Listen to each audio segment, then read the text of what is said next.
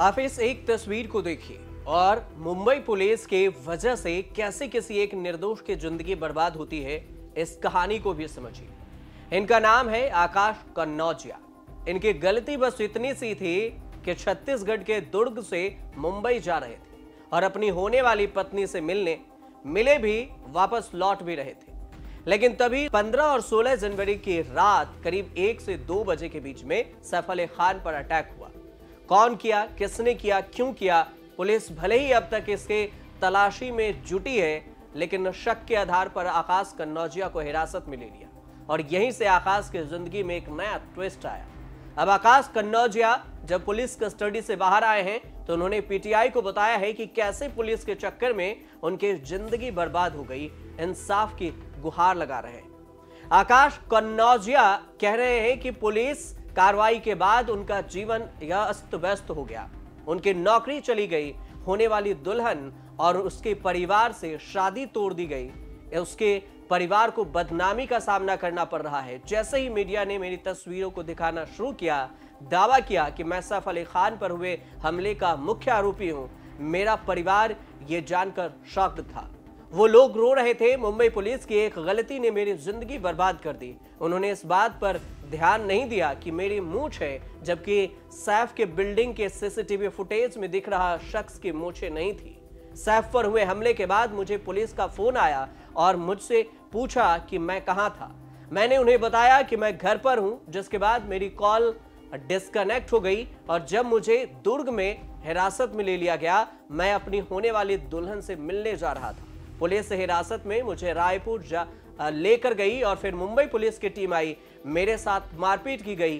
Police हिरासत से छूटने के बाद भी मुझे घर आने को कहा, लेकिन उसके बाद तो मेरी जिंदगी ही उथल पुथल मच गई थी और पूरी जिंदगी बर्बाद हो गई थी। आकाश पर जो पुलिस है उनका क्या कहना है वो बयान सुनिए। डिक्लेयर आपने किया, हम कल से बोल रहे हैं संदिग्ध है, हमें दो, बस में पहले हमें इंक्वायरी करने दो, उसके बाद हम ऑथेंटिक कुछ भी जवाब दें। कहाँ से आप ही उसको गुनहगार साबित कर भी बैठे। मैं नहीं हूँ गुनहगार बॉस। छोड़ रहे घर जा रहा हूँ। कैसे पहुंचा, मतलब ट्रेन से आया। ये तो अभी कहाँ लेके जाएंगे? जिधर जाना है उसको, जिधर जाना है उसको छोड़ देंगे। गलती हुई है? नहीं, गलती का है कि इंक्वायरी। फोटो वायरल किया था, उसको आपने ये भी किया था कि सही है? ऐसा नहीं सर, वायरल आप लोगों ने किया, हमने नहीं किया था। वो फोटो तो वायरल आपने किया था। हमारा जो ऑथेंटिक काम रहता है, हम पूछताछ तो करेंगे ना, जो सस्पेक्ट हमको लगेगा। हम एक ही टीम थोड़ी है, पूरे इंडिया में टीम रवाना हुई थी।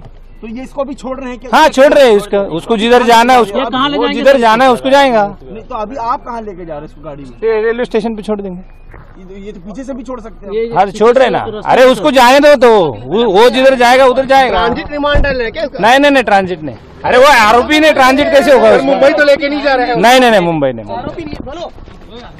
दरअसल सैफ अली खान पर हुए अटैक मामले में आरोपी मोहम्मद शरीफुल इस्लाम शहजाद पुलिस कस्टडी में है, लेकिन शरीफुल के पकड़े जाने से पहले पुलिस ने छत्तीसगढ़ के दुर्ग से एक शख्स को संदिग्ध के तौर पर हिरासत में लिया। बाद में उसे छोड़ दिया गया था, लेकिन तब तक उस संदिग्ध शख्स की तस्वीरें सोशल मीडिया पर वायरल हो गई थी। पहचान लीक होने की वजह से संदिग्ध को काफी दिक्कतों का सामना करना पड़ा और संदिग्ध शख्स का नाम आकाश कन्नौजिया है, जिसकी उम्र 31 साल है। वो पेशे से ड्राइवर हैं।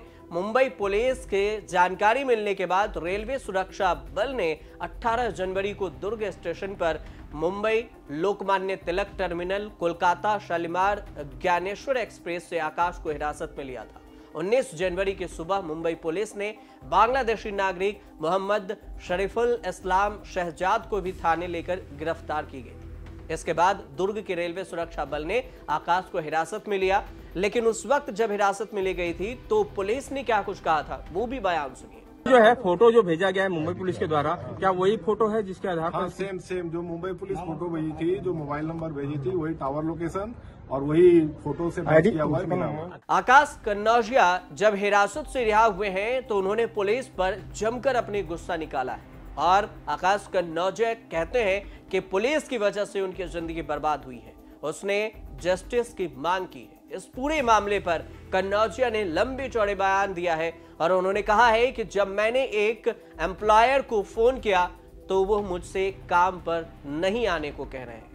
मेरी किसी भी बात को नहीं सुना। मेरी दादी ने बताया कि मेरे हिरासत में जाने की वजह से लड़की वालों ने रिश्ता आगे न बढ़ाने का फैसला लिया।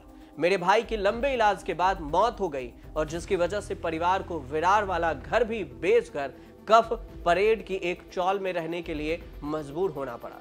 और मेरे जो कफ परेड में 2 और भी केस गुड़गांव में एक दर्ज किए गए हैं, लेकिन इसका यह मतलब नहीं कि संदिग्ध के तौर पर मुझे हिरासत में लिया जाए और फिर ऐसे ही बुरे हाल में छोड़ दिया जाए।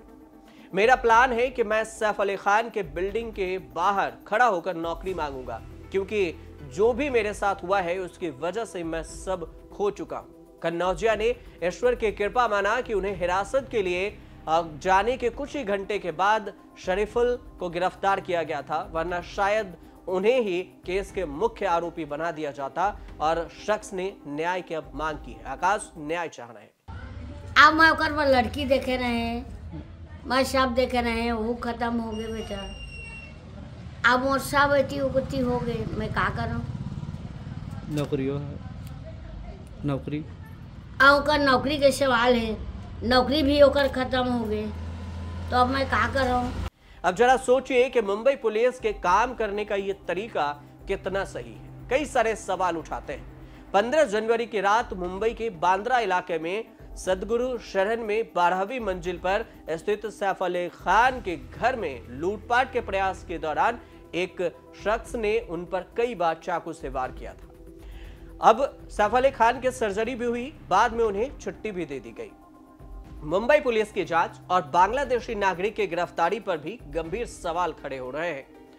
जो सैफ अली खान के मामले में ये सवाल उठ रहे हैं कि इनमें से 1-2 महाराष्ट्र सरकार में मंत्री भी हैं, नीतीश राणे और फिर संजय निरुपम, वो भी सवाल उठा रहे हैं। सैफ के शरीर पर 5 चोटें लगी थी, जिसमें से 2 सबसे गंभीर थी। MLC ने यह भी बताया है कि चोटों में सबसे ज्यादा गंभीर गर्दन पर और पीठ पर लगी थी। फिर अचानक जल्दी कैसे ठीक हो गए सैफ? केस में जिसको पकड़ा गया वह हमलावर है या फिर नहीं, इसको लेकर भी सवाल है। शरीफुल के फिंगरप्रिंट 100% मैच नहीं हुए हैं, उनके चेहरे के भी जो फॉरेंसिक जांच हुई वो भी मैच नहीं हुई है, तो कैसे पता चला कि यह आरोपी सैफ पर हमलावर है? 200 से ज्यादा फिंगरप्रिंट कलेक्ट किए गए थे पुलिस के द्वारा, इनमें से दर्जन से ज्यादा फिंगरप्रिंट मैच ही नहीं हुए।